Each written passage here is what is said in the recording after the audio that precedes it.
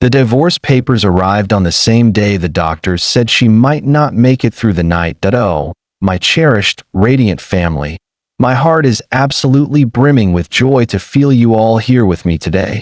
Welcome to Mr. Paul Stories, where we gather as one, weaving our souls together through the magic of storytelling. Before we dive into today's enchanting tale, I want to check in. How are you, my dear friends? Hope you're doing well, and I trust your family is doing great. I truly care about your well-being, hoping your day is filled with light and warmth. And tell me, did you find value in our last video? If it touched your heart or sparked your imagination, please drop a comment below saying, "Yes, it did." It means the world to hear from you. Now, let's hold each other close in spirit for a heartfelt prayer. May our hearts brim with endless love. May our spirits soar with hope and wonder. And may a gentle cascade of blessings wrap us in peace, joy, and strength. I pray this story binds us closer, ignites our dreams, and fills us with the beauty of shared moments. Amen.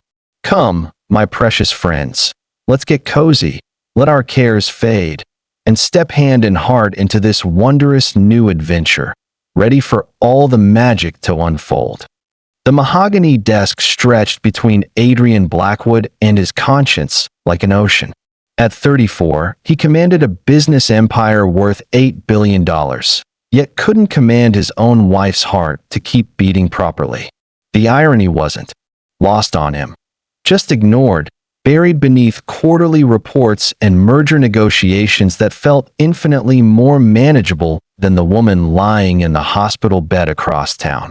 His phone buzzed. Dr. Martinez again. Adrian let it ring. "Sir."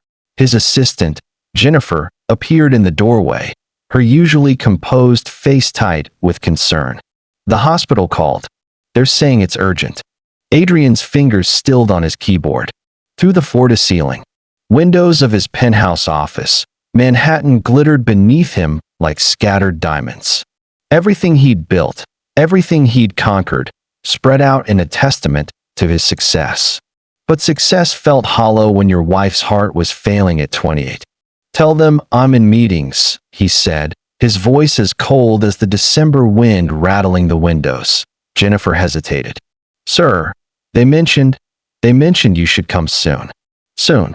The word hung in the air like a death sentence. Adrian had built his fortune on precise timing, on knowing exactly when to buy, when to sell, when to strike.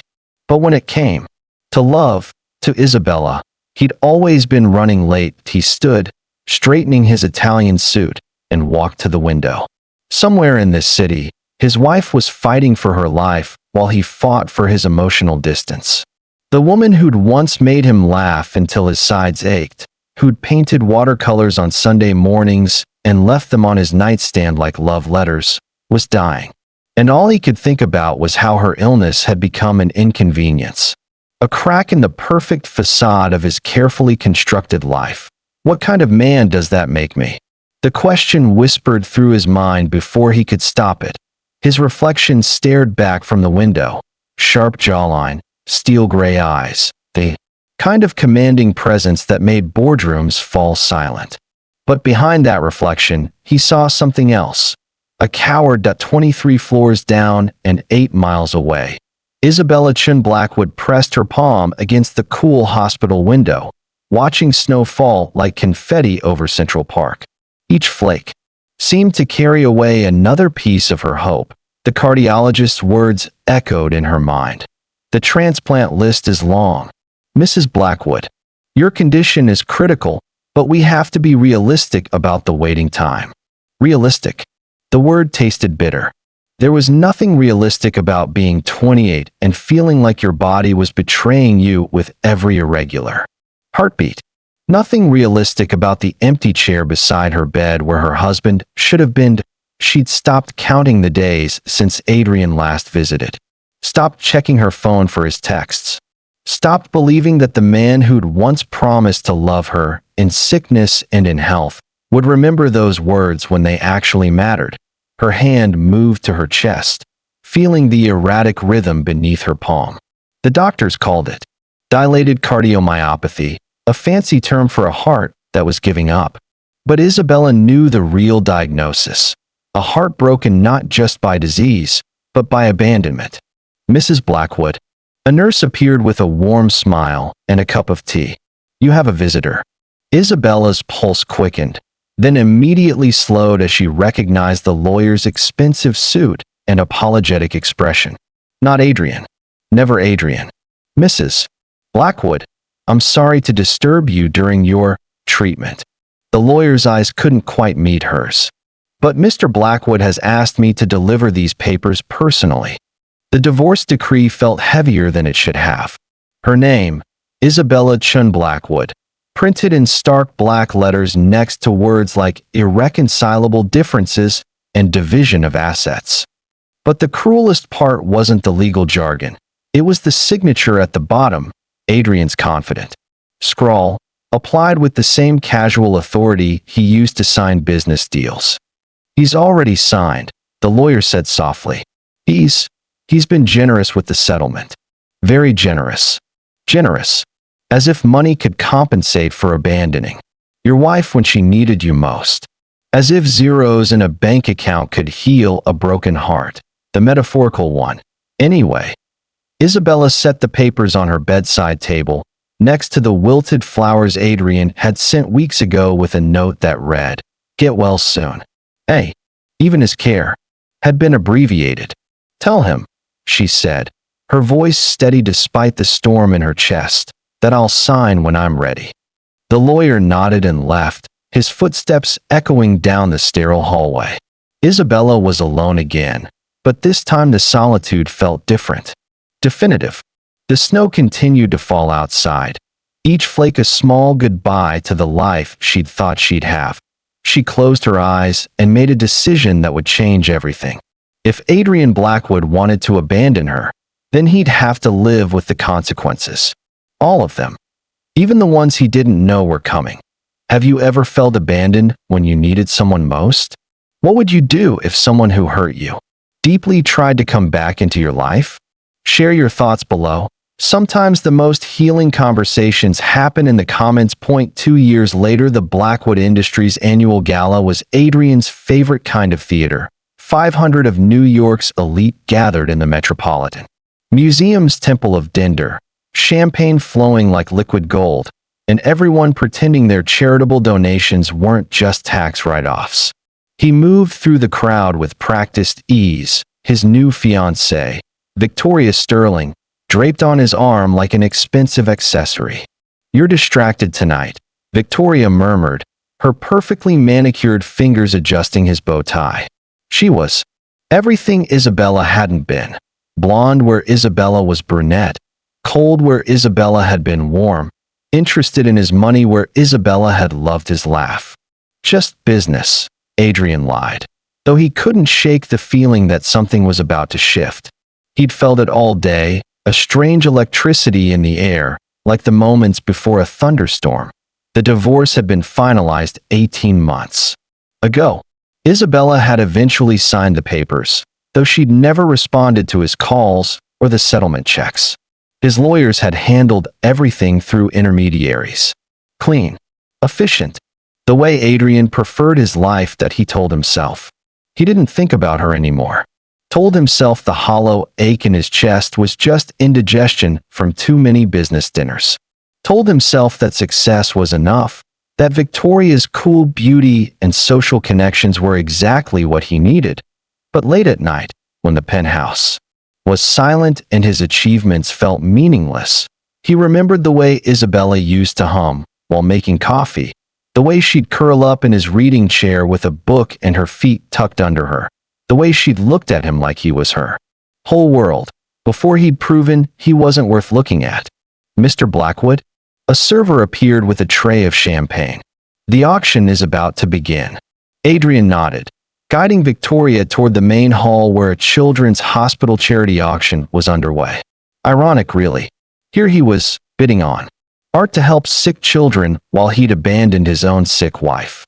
But the irony was lost in the glitter and glamour, in the applause as lot after lot sold for astronomical amounts. Lot 47, the auctioneer announced. A stunning piece by emerging artist I. Chun, Phoenix Rising. The artist wishes to remain anonymous, but has requested that all proceeds go directly to the cardiac unit at Mount Sinai Hospital. Adrian's blood turned to ice. I. Chun, Isabella Chun. Her maiden name.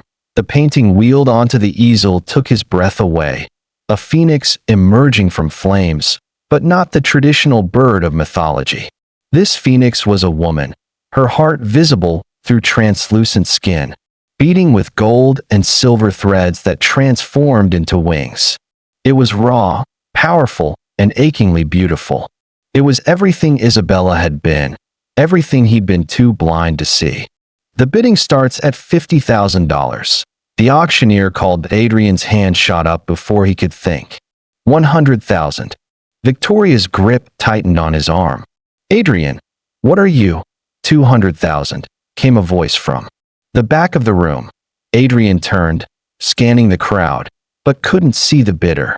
His heart hammered against his ribs. $500,000. Gasps rippled through the audience. Victoria's face had gone pale.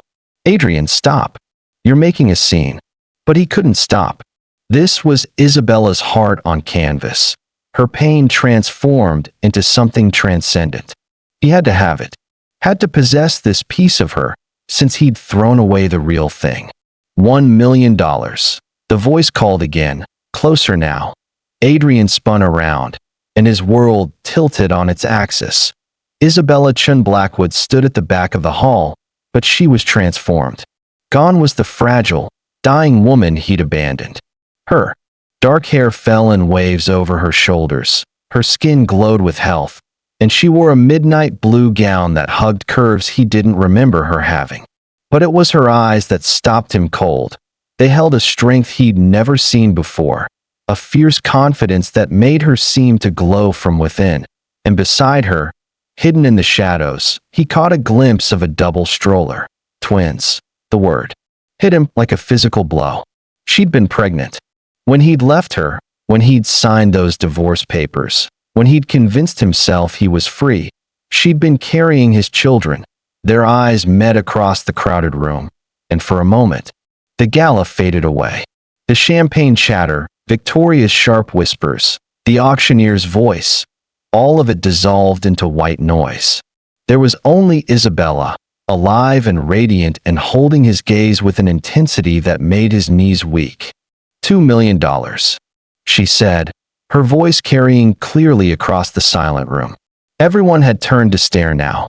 Sensing the drama unfolding, Adrian's mouth went dry. She wasn't just bidding on the painting.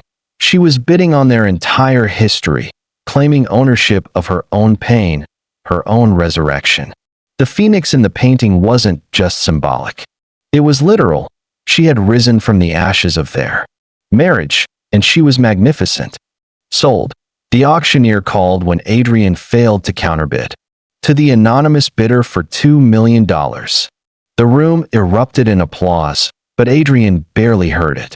Isabella was moving now, gliding through the crowd toward the exit, her mysterious companions, the stroller, the life she'd built without him, following in her wake.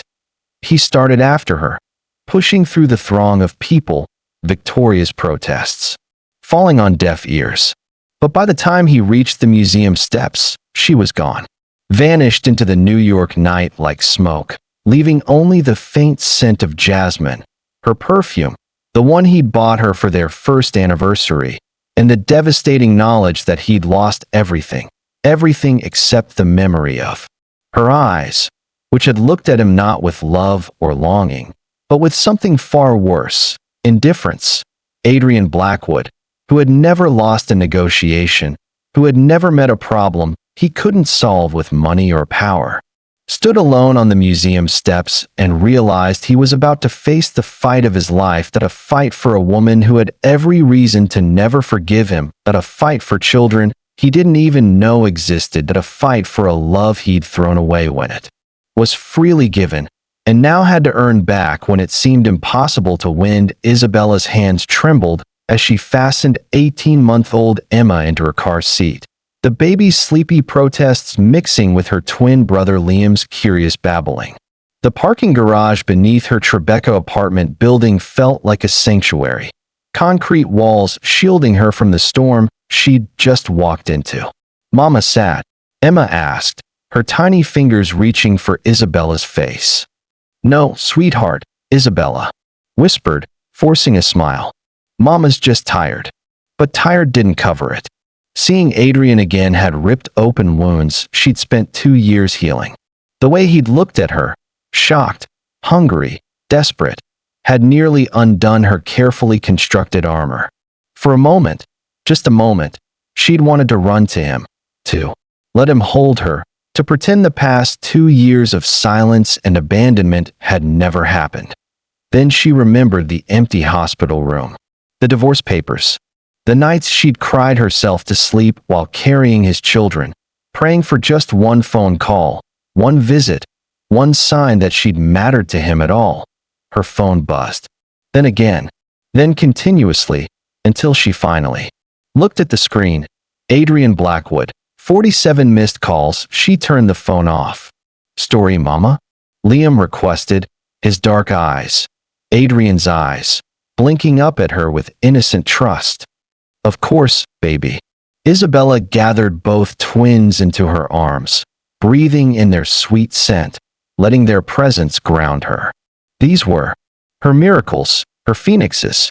When the doctors had told her she was pregnant, 3 months after Adrian had left, 2 months after her experimental heart treatment had begun showing promise, she'd known they were her second chance at life. The treatment had worked. Against all odds, her heart had healed. But more importantly, so had she. 20 blocks away, Adrian sat in his penthouse study, staring at the painting he'd bought impulsively after the gala. Phoenix rising dominated the wall behind his desk, Isabella's artistic soul laid bare in gold and crimson brushstrokes. He'd studied every detail for hours, searching for clues about the woman she'd become. Victoria had left in a fury, her engagement ring thrown at his feet along with accusations of being obsessed with that dead woman. Adrian hadn't corrected her about Isabella being alive. Let Victoria think what she wanted. Their engagement had been a business arrangement. Anyway, 2 powerful families merging assets and social standing. There had never been love there, just convenience. Unlike what he'd had with Isabella. What he'd destroyed with Isabella. His laptop screen glowed with the fruits of 3 hours of frantic searching. Isabella Chun Blackwood had vanished from public records after their divorce. But Chun the artist was making waves in the art world. Her paintings sold for 6 figures. Her charity work was legendary. And according to one article, she'd overcome a life-threatening illness to become one of New York's most inspiring young philanthropists. No mention of children. No mention of him. His phone rang. His private investigator. "Mr. Blackwood? I have some preliminary information about your ex-wife." Adrian's grip tightened on the phone. "Go ahead. She lives in Tribeca. Penthouse apartment, purchased with cash 18 months ago. No current employment records, but significant art sales through several galleries. And sir," the investigator paused, "she has 2 children. Twins. Born 14 months ago." The room spun. Adrian did the math quickly. Isabella would have been about 3 months pregnant when he'd left her. When he'd signed the divorce papers. When he'd convinced himself he was free to move on. "Are they?" He couldn't finish the question. "Birth certificates list father as unknown," the investigator said carefully. "But the timing suggests." Adrian hung up and buried his face in his hands. Father unknown. She'd erased him so completely that his own children didn't legally exist as his. The woman who'd once loved him enough to take his name had loved him so little by the end that she'd refused to give their children his identity. He stood, pacing to the window that overlooked the city.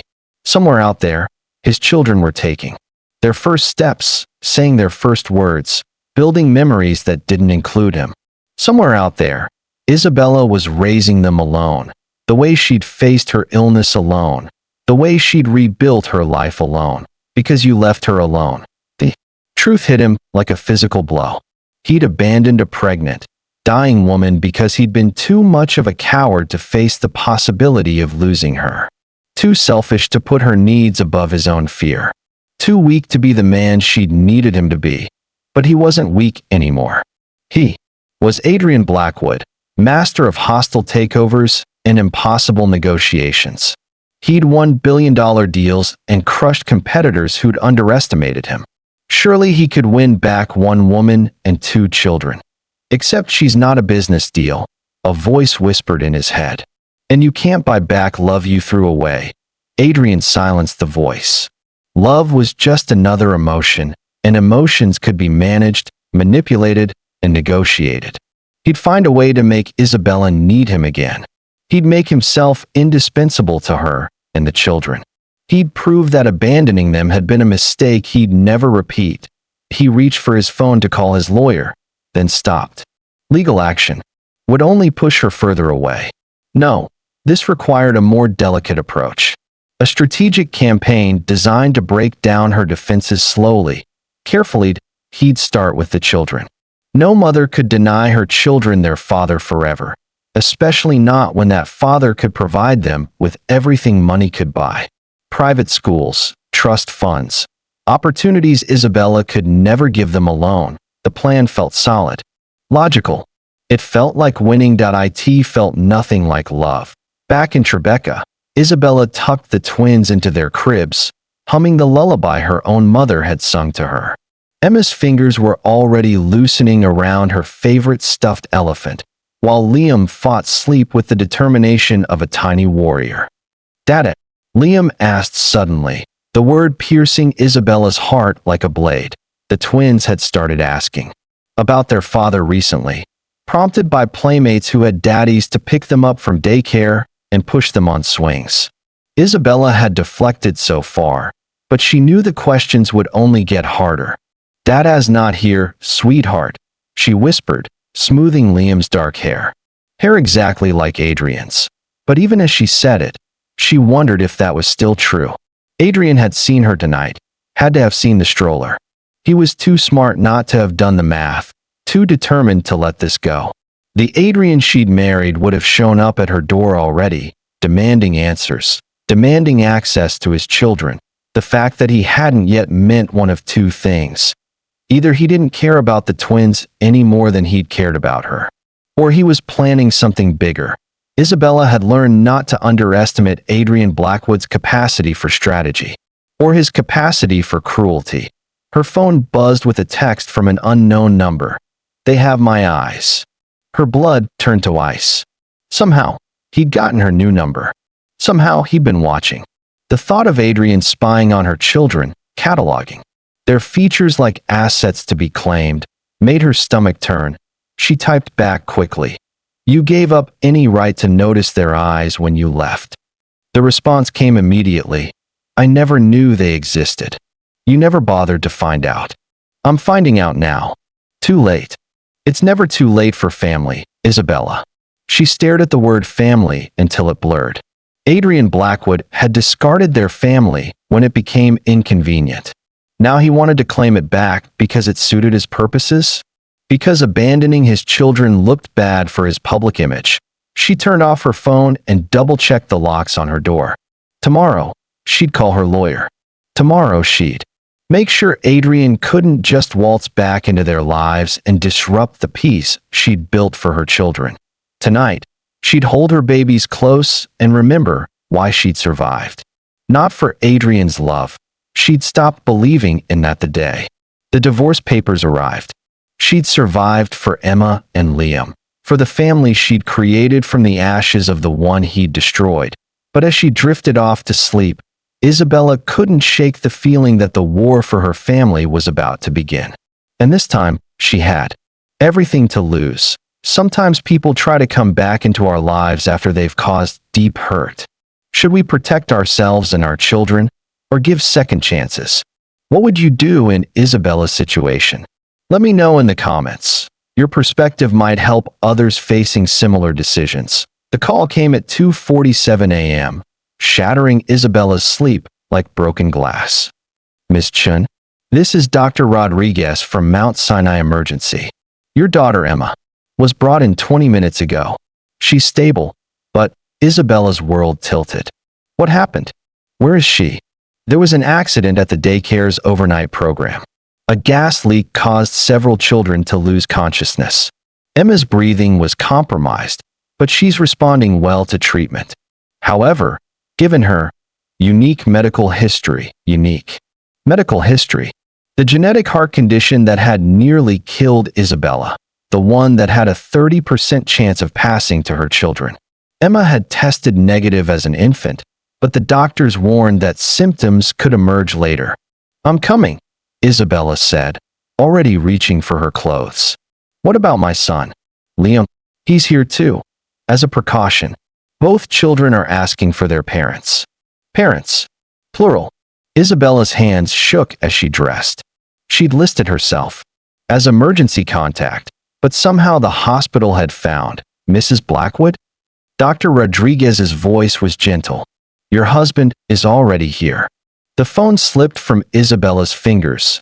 Isabella burst through the emergency room doors 30 minutes later, her heart hammering with a rhythm she recognized too well, the irregular skip beat that had nearly killed her 3 years ago.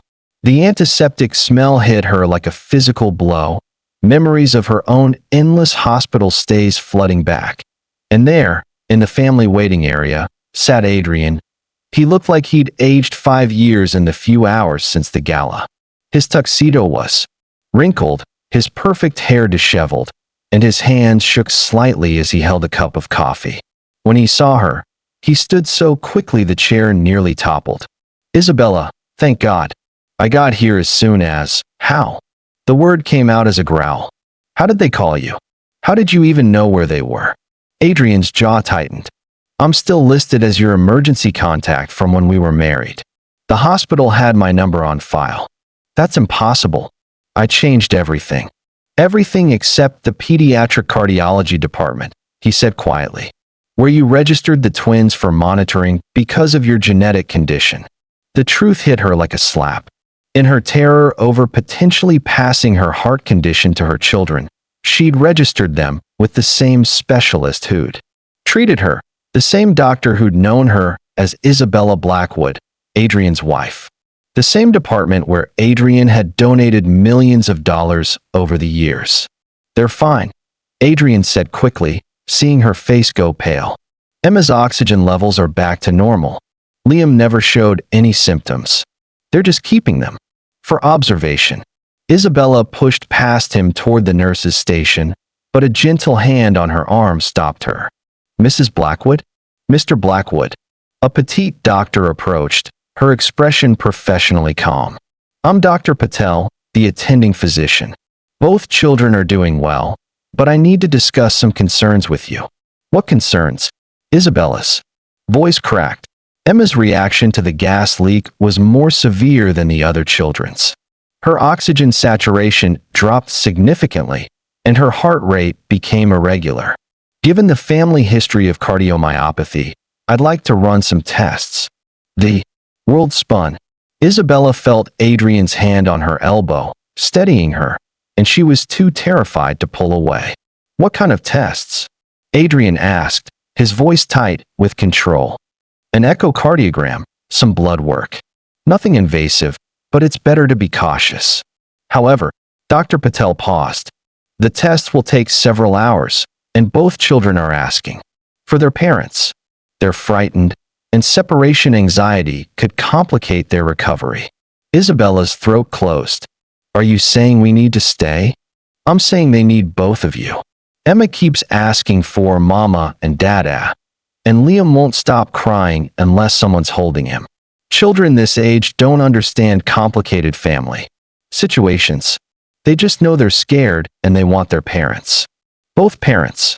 The children she'd raised alone, who'd never known their father, somehow instinctively understood that they belonged to both of them.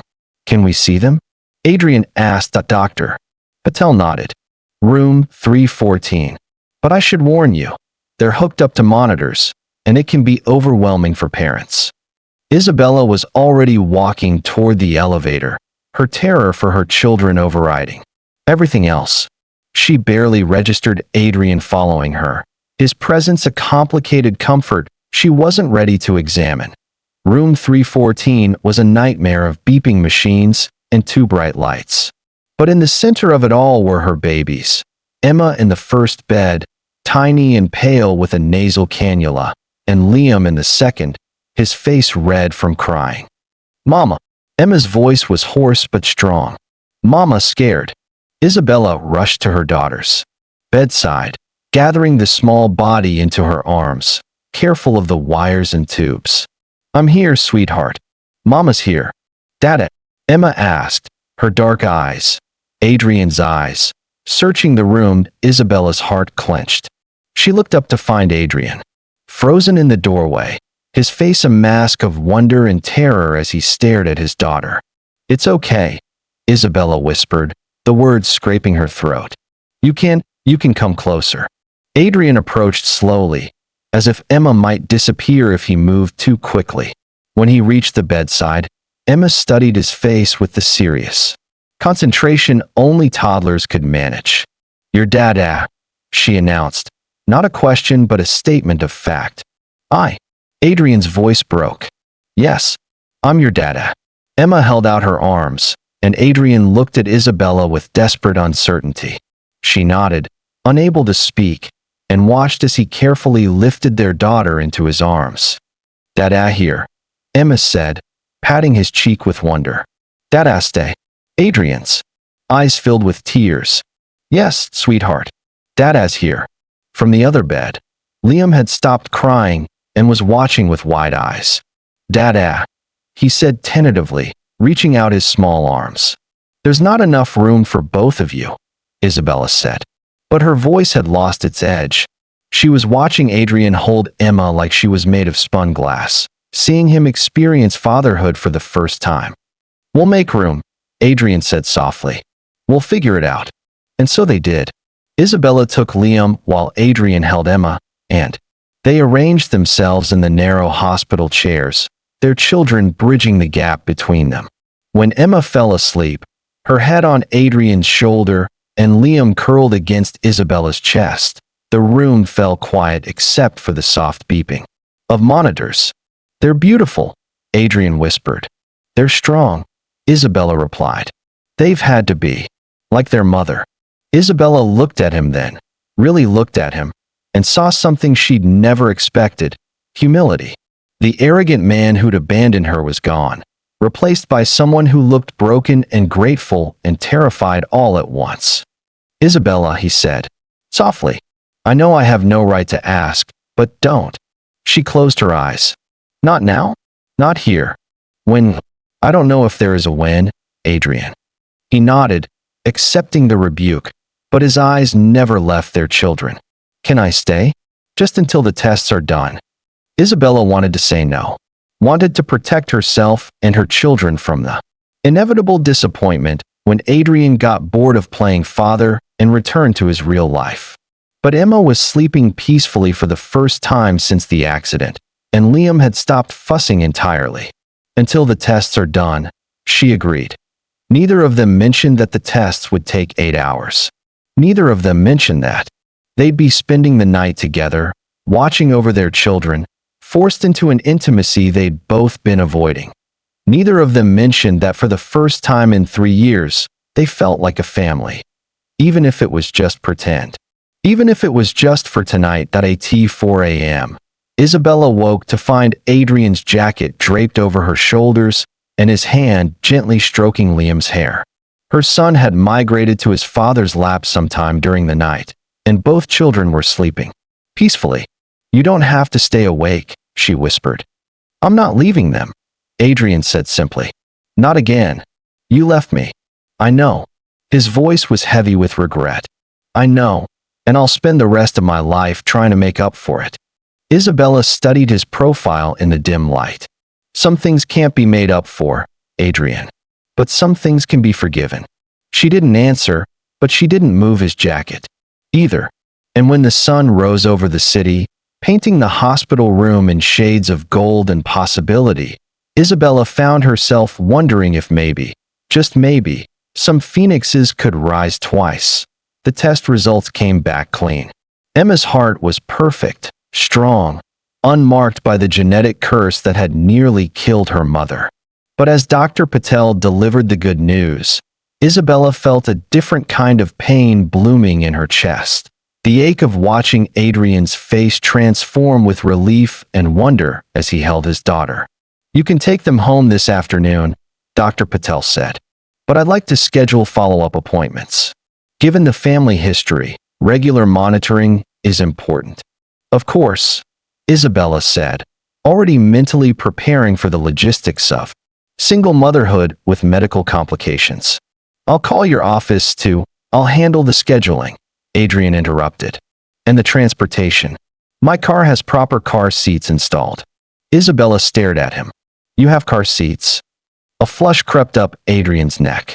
I had them installed yesterday. After I knew. "You've been planning this," she said slowly. "Coming back into our lives." Adrian met her eyes. Steadily. "Yes." The honesty of it hit her like a physical blow. At least he wasn't pretending this was all coincidence, all spontaneous emotion. But the admission that he'd been strategizing his return to their lives, installing car seats, researching her address, manipulating situations, felt like a betrayal of the tender moments they'd shared through the night. "Isabella," he said, quietly, "we need to talk. Really talk. The children are sleeping. The nurse said they'll be out for another hour at least." Adrian's voice was gentle but firm. "Please. There are things you need to know. Things I should have told you 3 years ago." Isabella wanted to refuse, to gather her children and flee this complicated web of old pain and new possibilities. But she was exhausted from the sleepless night, emotionally drained from the scare, and part of her, the part that had once loved this man completely, needed to understand why he'd left her to die alone. "The cafeteria," she said finally. "But we stay where we can see their room." The hospital cafeteria at 9 a.m. was a purgatory of burned coffee and worried families. Isabella chose a table by the window with a clear view of the pediatric ward, her hands wrapped around a cup of tea that had gone cold 20 minutes ago. Adrian sat across from her, looking more nervous than she'd ever seen him. The confident CEO who commanded boardrooms and billion-dollar deals had been replaced by a man who seemed unsure of his own words. "I need to tell you about my father," he said finally. Isabella blinked. In 3 years of marriage, Adrian had mentioned his father. Exactly twice, both times to say he was dead. "I was 8 when he died," Adrian continued, his voice barely above a whisper. "Brain aneurysm. 1 minute he was teaching me to ride a bike, the next he was gone. Just gone." "Adrian, I'm sorry, but I don't understand what this has to do with." "He was sick for months before that," Adrian interrupted. "Headaches, dizzy spells, moments where he'd forget my name. My mother took him to specialist after specialist, but they couldn't find anything wrong. Said it was stress, overwork, maybe depression." Isabella felt a chill run down her spine. The night before he died, he had a massive headache. Went to bed early. My mother found him the next morning. Adrian's hands were shaking now. She screamed, for so long that the neighbors called the police. I hid in my closet and listened to her fall apart, knowing that if I came out, I'd have to face the fact that he was really gone. "Adrian." "She never recovered," he said, his voice growing harder. "Spent the rest of my childhood in and out of psychiatric facilities. I lived with my grandmother, who blamed my mother for not getting better care for my father. Said if she'd pushed harder, demanded more tests, maybe he'd still be alive." Isabella's teacup rattled against the saucer as she set it down. "That's not how illness works. You can't blame." "I know that now," Adrian said fiercely. "But I was a child. I watched my mother destroy herself with guilt and my grandmother poison herself with blame. I learned that loving someone who's sick means watching them slip away while you stand there helpless. I learned that hope is just another word for self-torture."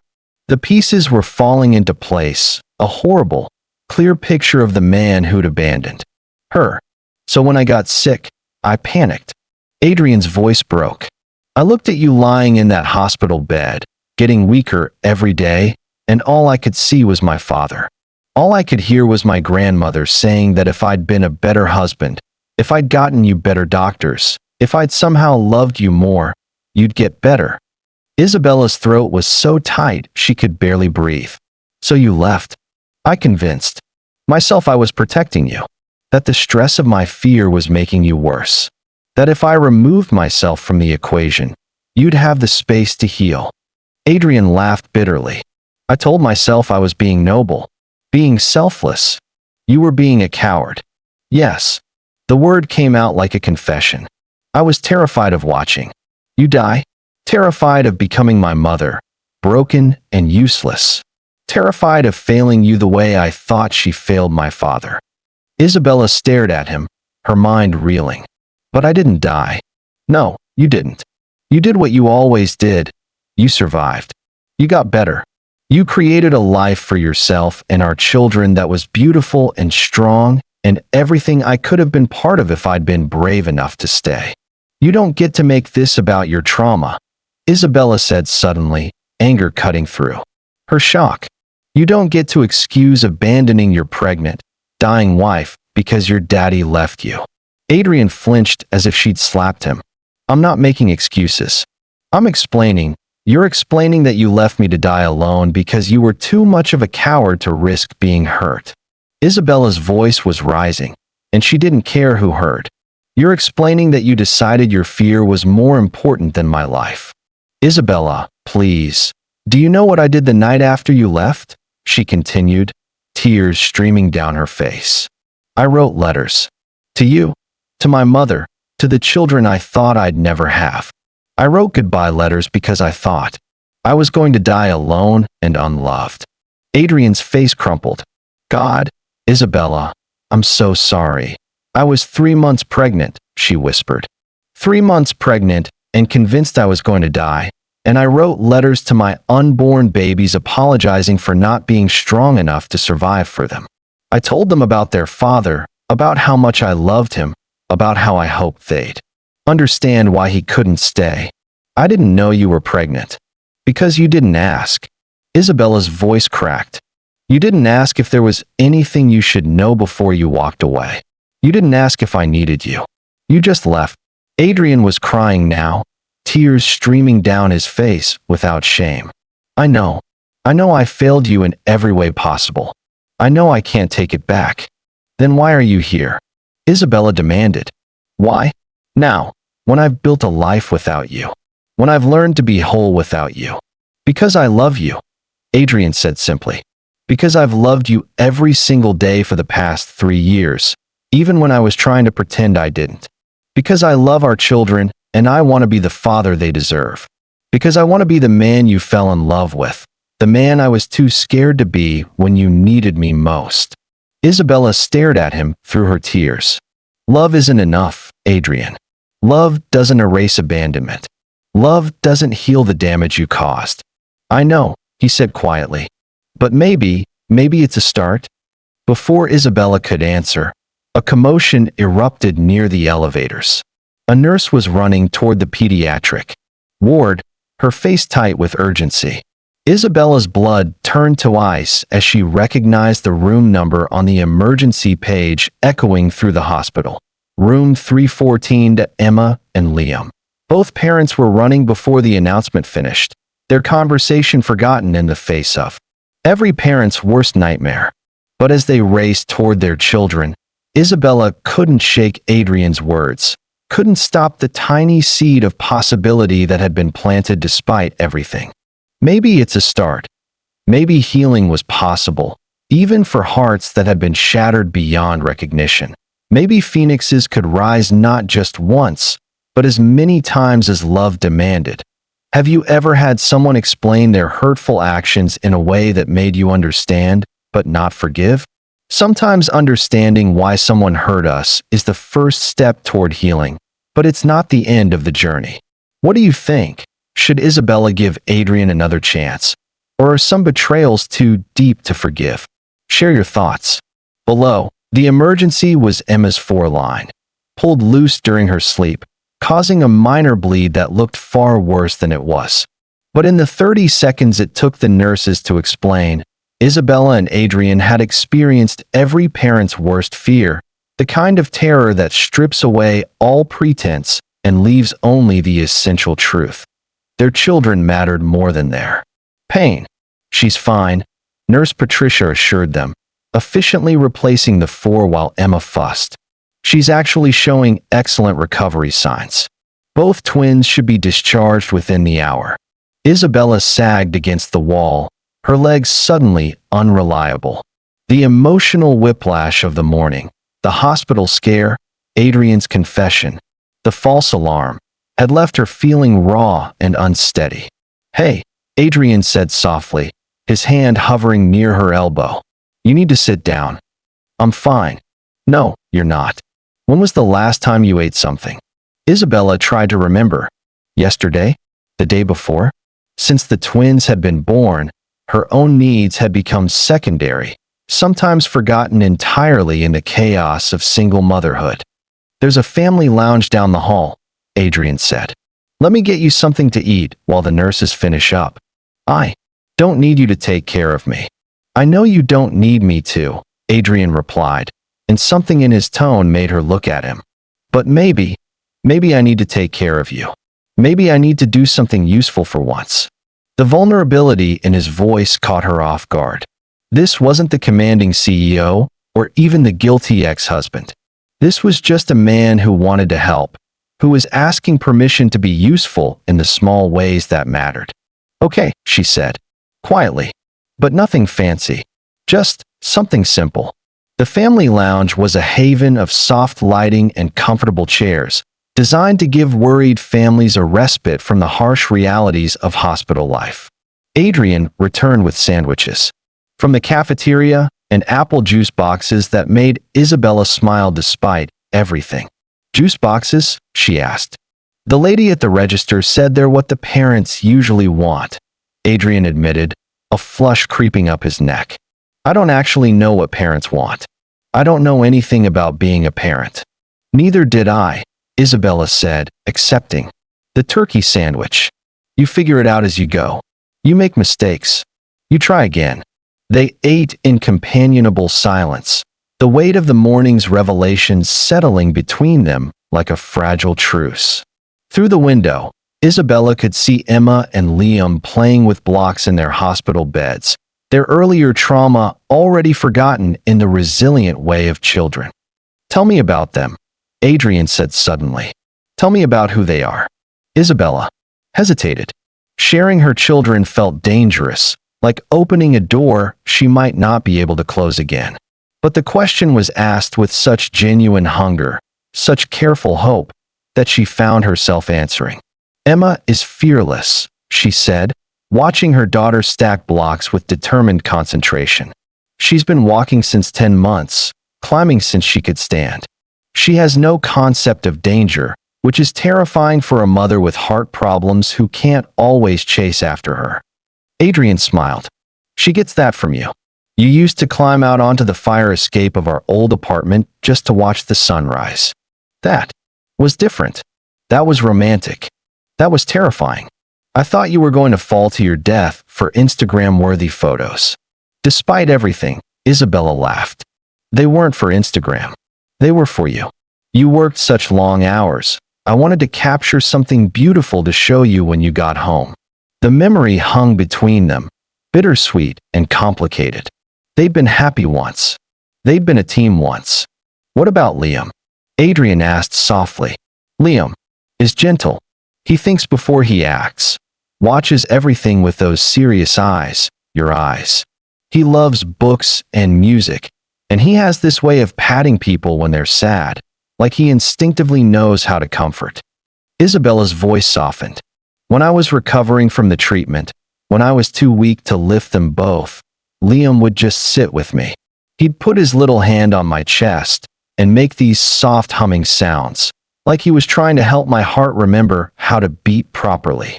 Adrian's sandwich sat forgotten in his lap. "He knew you were sick. Babies know more than we think they do." They feel everything we feel. Isabella looked at him directly. They used to cry when I cried. For the first few months after you left, they cried constantly because I was heartbroken. I had to learn to grieve quietly so they could sleep. The words hit Adrian like physical blows. Isabella, I'm not telling you this to hurt you, she interrupted. I'm telling you because if you want to be their father, really be there. Father, you need to understand that every choice you make affects them. They're not accessories to your life. They're not symbols of your redemption. They're human beings who need consistency and love and parents who put their needs first. I understand. Do you? Isabella leaned forward. Because in 3 years, you never tried to find me. You never asked about me. You had the resources to discover I was alive within hours of wondering, but you didn't wonder. You moved on, got engaged to Victoria, built a life that didn't include any possibility of me. Adrian flinched. I thought you hated me.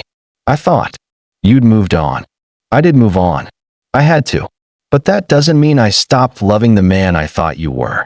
Isabella's voice was barely above a whisper. And it doesn't mean I stopped hoping that someday you'd care enough to wonder if I was okay. I cared, Adrian said desperately. God, Isabella, I cared so much it was killing me. Every day I wondered if you were okay, if you were happy, if you'd found someone who could love you the way you deserved. But I convinced myself I didn't have the right to know. I convinced myself that checking on you would be selfish. It would have been human. They sat in silence, the weight of 3 years of assumptions and misunderstandings settling around them. Outside, a spring rain had started, painting the windows with streaks that blurred the city beyond. There's something else you should know, Isabella said finally. About the pregnancy, about the twins. Adrian straightened, sensing the importance of what was coming. When I found out I was pregnant, I was terrified. Not just because I was sick, but because I knew I'd have to raise them alone. I'd accepted that you weren't coming back. Isabella's hands twisted in her lap. But I also knew that if I survived, if I got better, I wanted them to know about you. The good parts. I wrote letters to them about their father, about his laugh, about how he'd dance with me in the kitchen, about how he used to read architectural magazines out loud, because he knew the sound of his voice helped me sleep. You told them about me? I told them about the man I fell in love with. The man who existed before fear made him cruel. Isabella met his eyes. I wanted them to know they came from love, even if that love wasn't strong enough to survive. Adrian's breath caught. Isabella, when Emma asked for Dada this morning, it wasn't instinct. I've been showing them photos of you since they were born. They know your voice from recordings I kept on my phone. They know you exist, even though they've never met you. The revelation hit Adrian like a tidal wave. Even in her anger, even in her abandonment, Isabella had chosen love over bitterness. She'd given their children a father in story and image, preparing them for a reunion she'd never expected to happen. Why, he whispered. Because they deserved to know they were wanted, even if they weren't kept. Because I couldn't let my pain rob them of their heritage. Isabella wiped away a tear she hadn't realized was falling. Because some part of me never stopped believing that love wins, even when it looks like it's lost. Adrian stood up slowly, crossed to her chair, and knelt beside it. Isabella, I know I don't deserve forgiveness. I know I threw away something precious and perfect. But if you'll let me, if you'll give me a chance, I want to spend the rest of my life proving that the man you told our children about is who I really am. Isabella looked down at him. This powerful man on his knees in a hospital lounge, asking for the chance to be worthy of the love she'd never stopped believing in. I can't promise forgiveness, she said carefully. And I can't promise that love will be enough to fix what's broken between us. What can you promise? Isabella considered the question, her heart racing with possibility and terror. I can promise to let you try. I can promise to let you be their father, really be their father. And maybe I can promise to remember why I fell in love with you in the first place. That's enough, Adrian said, his voice thick with emotion. That's more than enough. Through the window, they could see Emma and Liam being wheeled toward the discharge area, chattering happily to the nurses about their adventure. Soon, they'd all go home. Not together, not yet, but not completely apart either. For the first time in 3 years, the future felt like something other than a burden to survive. It felt like a possibility to explore. We should go, Isabella said, standing. They'll be looking for us. Isabella. Adrian caught her hand as she passed. Thank you. For keeping me alive for them. For believing in the better version of me even when I didn't. She squeezed his fingers gently. Don't thank me yet. Proof. To me I was right to believe. As they walked back toward their children, toward the complicated future that awaited them all, Isabella felt something shift in her chest. Not forgiveness. That was still too far away. Not love. That was still too dangerous. But hope. For the first time since Adrian had walked out of her hospital room, Isabella felt the flutter of hope. And sometimes, hope was enough to begin again. Point 3. Weeks later, Isabella stood in her kitchen, watching Adrian push Emma and Liam on the swings he'd installed in her building's rooftop garden. The sight should have filled her with joy, her children's laughter echoing across the city, their father, finally present and engaged. Instead, she felt a growing unease that had nothing to do with the scene before her and everything to do with the manila envelope hidden in her bedroom drawer. The envelope that had arrived yesterday morning, delivered by a lawyer she'd never met. The envelope that changed everything. Mama, look, Emma called out, her legs pumping as she tried to swing higher. Dada push good. I see, sweetheart, Isabella called back, forcing a smile. Adrian had been everything she could have hoped for these past 3 weeks. Attentive but not overwhelming. Present but respectful of boundaries. He'd shown up for bedtime stories, playground visits, and doctor's appointments.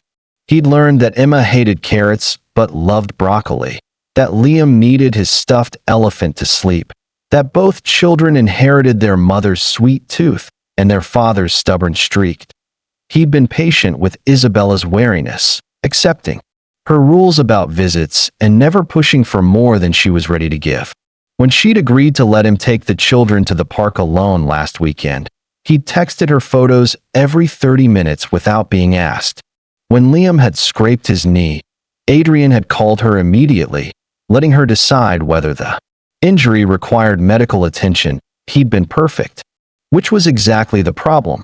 Isabella had spent 3 years learning to trust her instincts, and her instincts were screaming that something was wrong. Adrian's transformation had been too complete, too convenient. People didn't change this much this quickly, especially not people who'd abandoned their families when things got difficult. The kitchen timer chimed, pulling Isabella from her thoughts. She removed the cookies from the oven, chocolate chip, the twins' favorite, and arranged them on a cooling rack.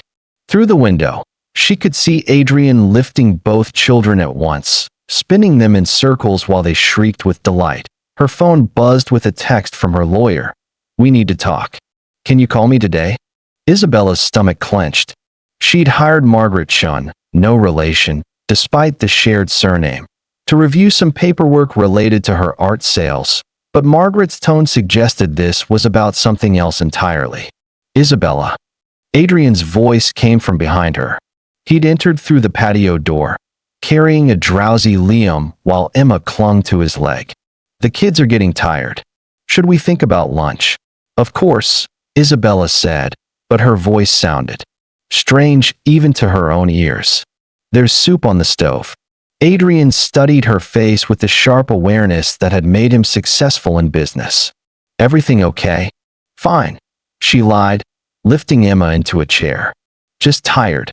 But as they ate lunch together, Isabella found herself watching Adrian with new eyes, cataloging the way he answered his phone in another room, the way he deflected questions about his work, the way he seemed almost too good to be true. That afternoon, after Adrian left with promises to return for dinner, Isabella called. Margaret Chun. I was hoping you'd call, Margaret said without preamble. We have a problem. Isabella's blood turned cold. What kind of problem? Your ex-husband has filed a petition for joint custody of the twins. The words hit Isabella like a physical blow. She sank into her kitchen chair, the phone trembling in her hand. That's impossible. He's not even on their birth certificates. He's also filed for paternity testing and legal recognition as their father.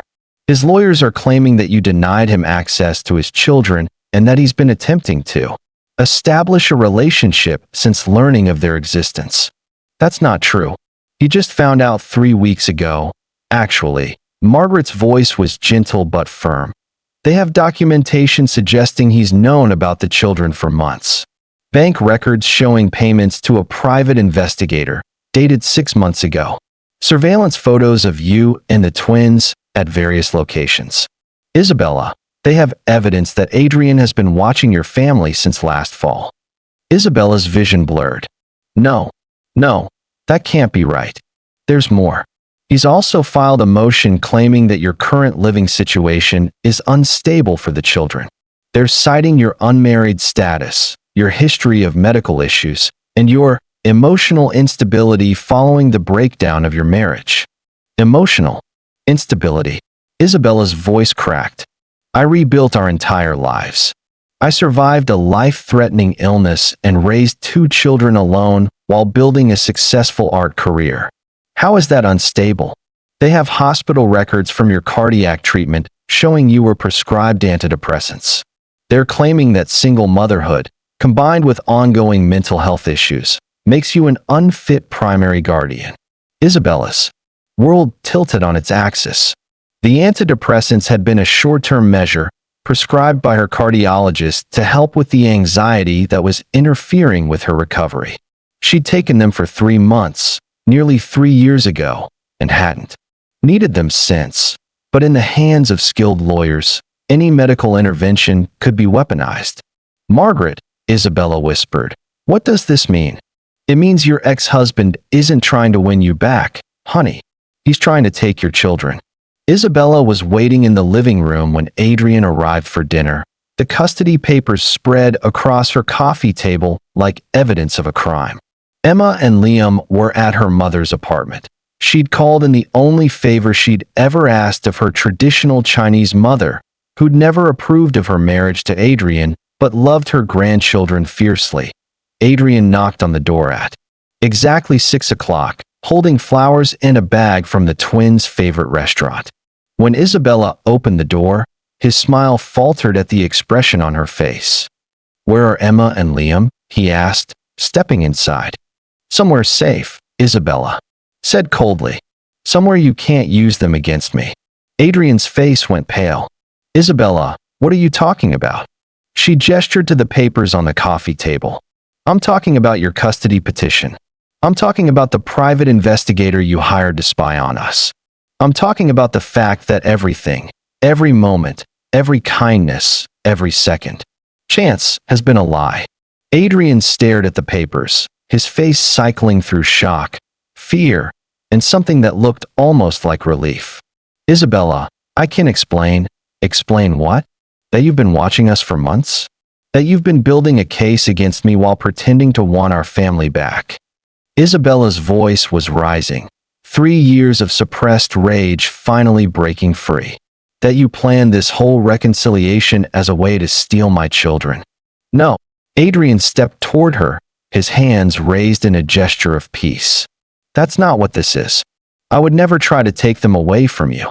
Then what is it, Adrian? Because my lawyer says you're claiming I'm mentally unstable. You're using my illness, my depression, my medical history as weapons against me. I'm not using anything against you, Adrian said desperately. Those papers, they're not what you think they are.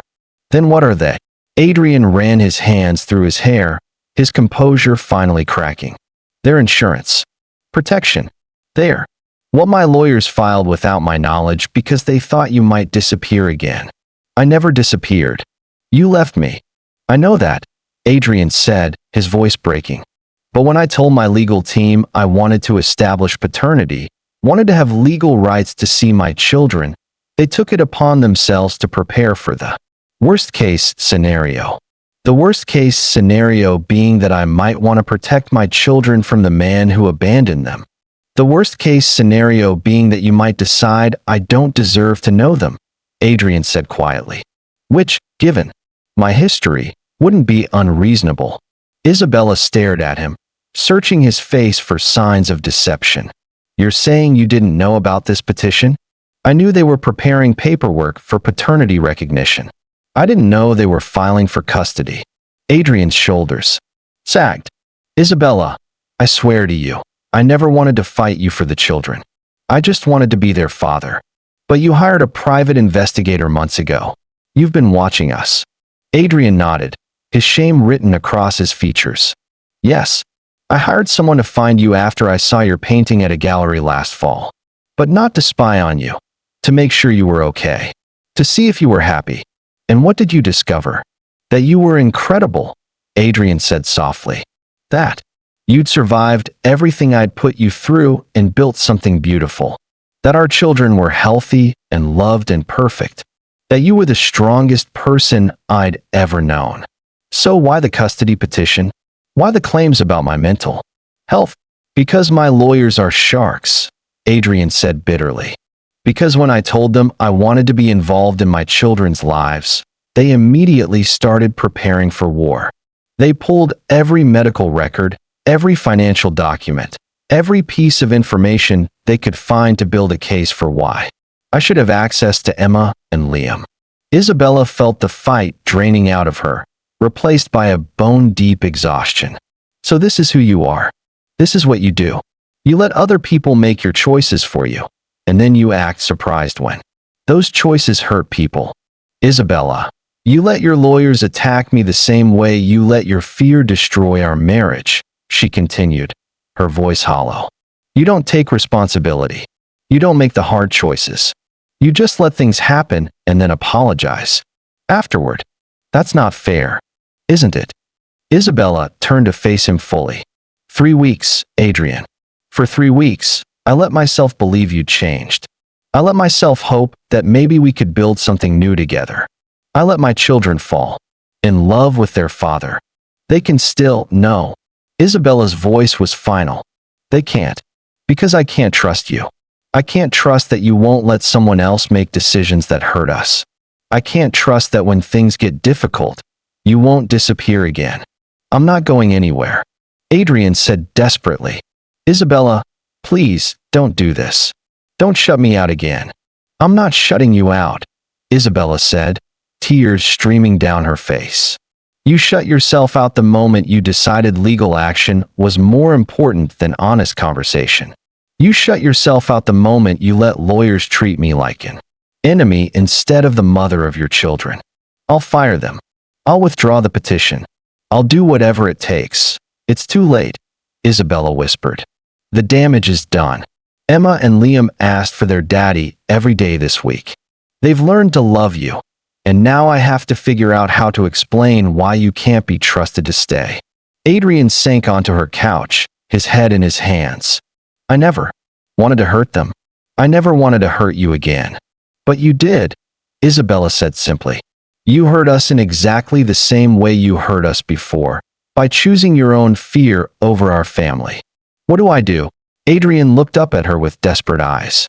Tell me what to do to fix this. Isabella wiped her tears and straightened her shoulders. You withdraw the custody petition. You fire your legal team. And you give me time to decide whether you deserve another chance to know your children. How much time? I don't know, Isabella said honestly. Maybe forever. Adrian nodded slowly, the weight of his choices settling on his shoulders like stones. I understand. Do you? Isabella asked. Because this isn't just about legal papers, Adrian. This is about the fact that when you had to choose between trusting me and protecting yourself, you chose protection. Again. I know. I hope you do, Isabella said, walking to the door. Because if you ever want to be part of our lives, really, be part of our lives, you're going to have to learn to choose love over fear. And I'm not sure you know how to do that. She opened the door, and Adrian walked through it without another word. As his footsteps faded down the hallway, Isabella slid down the door and cried for the family they might have had. If only love had been enough to overcome the patterns that kept destroying them. Outside, it started to rain, and Isabella couldn't help but think that even the sky was weeping for what they'd lost. The rain had stopped, but New York City still shimmered under the streetlights, wet and restless, like a heart waiting to beat again. Adrian Blackwood stood alone in his penthouse, the silence deafening. No laughter, no tiny footsteps, just the weight of his mistakes staring back at him from a painting on the wall. Phoenix rising, Isabella's heart in gold and crimson, a reminder of the family he'd lost not once, but twice. 3 weeks ago, he'd stood in Isabella's living room, watching her world collapse as she held the custody papers his lawyers had filed without his consent. Her eyes, once warm with hope, had turned cold with betrayal, and her words echoed in his mind. You chose fear over love. Again, he sank onto the couch, his empire of wealth and power crumbling inside him. The man who'd built Blackwood Industries, who'd never lost a negotiation, had lost everything that mattered.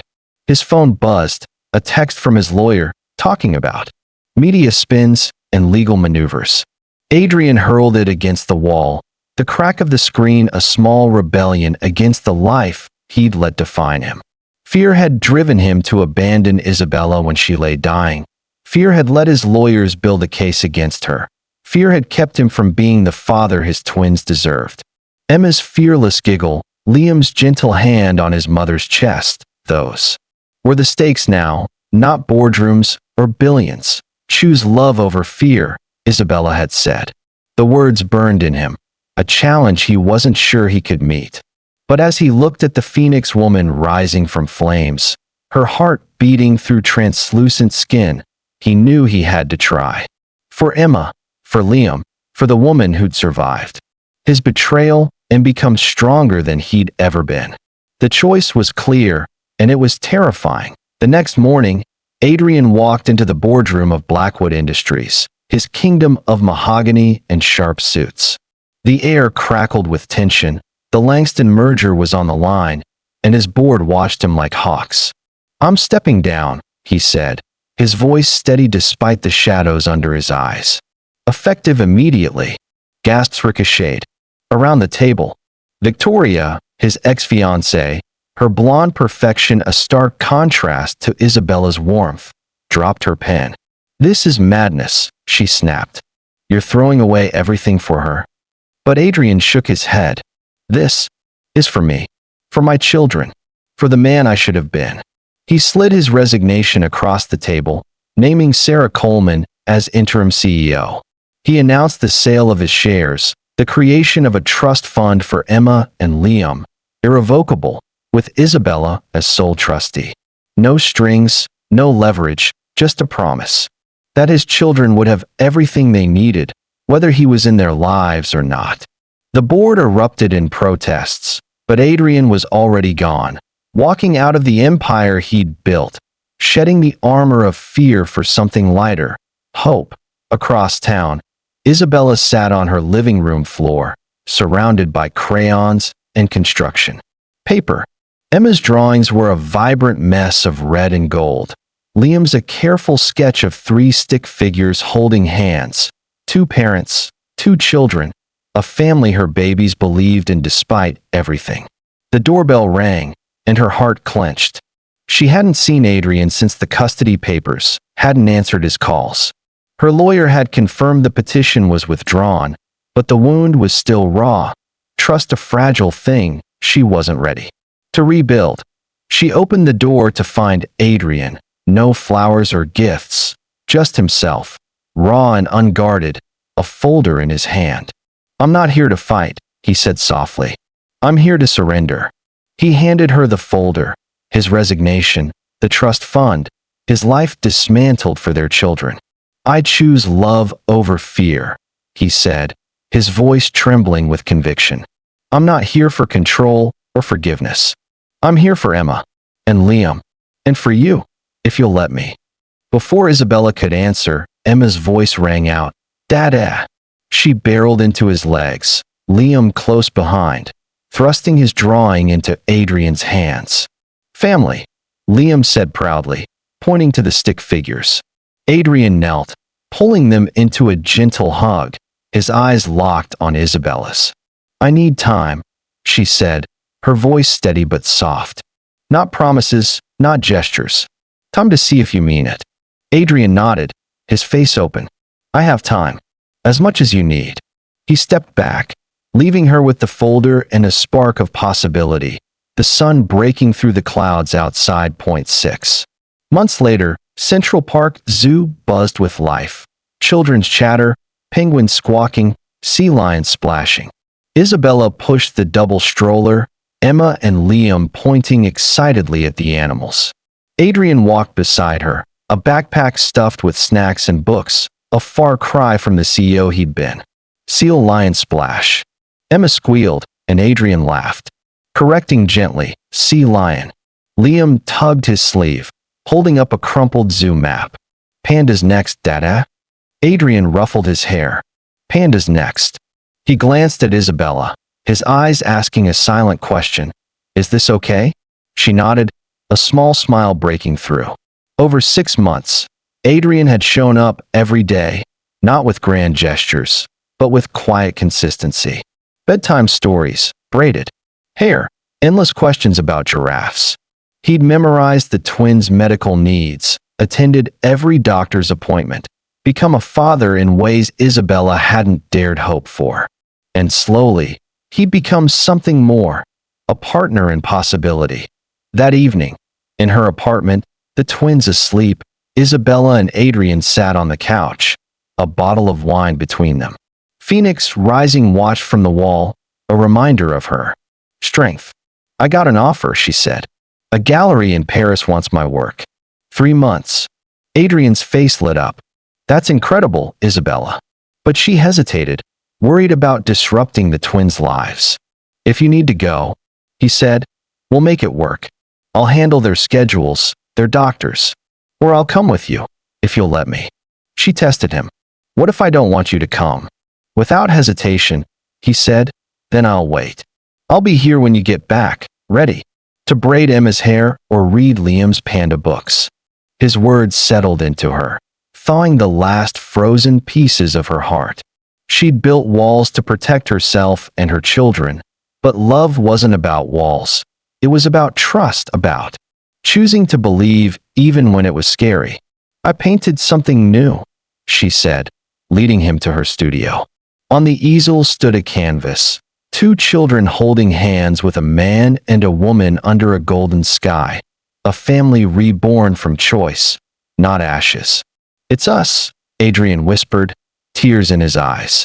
"It's who we could be," she corrected, but her voice was soft. "I'm not ready to say I love you again, but I'm ready to try." Their lips met, not with the passion of youth or the pain of the past, but with something new, hopeful, tentative, a kiss carrying the weight of what they'd lost and what they might find. The twins' snores hummed through the baby monitor, a reminder that love lived in their family, built one choice at a time. "I'll keep choosing you," Adrian said, his forehead against hers. "Every day, for as long as you'll let me." Isabella smiled, her heart lighter than it had been in years. "Then keep showing up. That's all I ask." Outside, the city hummed, and in the quiet of their moment, 2 phoenixes rose together, not from flames, but from a love that had survived the fire, ready to burn brighter than ever before. My incredible story, family. My heart is absolutely overflowing with gratitude for each and every one of you who stayed with me until the very last moment of this tale. You're the heartbeat of Mr. Paul Stories, sticking through every twist, turn, and emotion. Wow, what a gift you are. Your love and dedication warm my soul like a cozy fireside chat.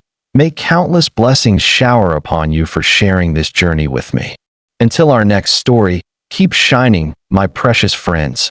I'm so thankful for you.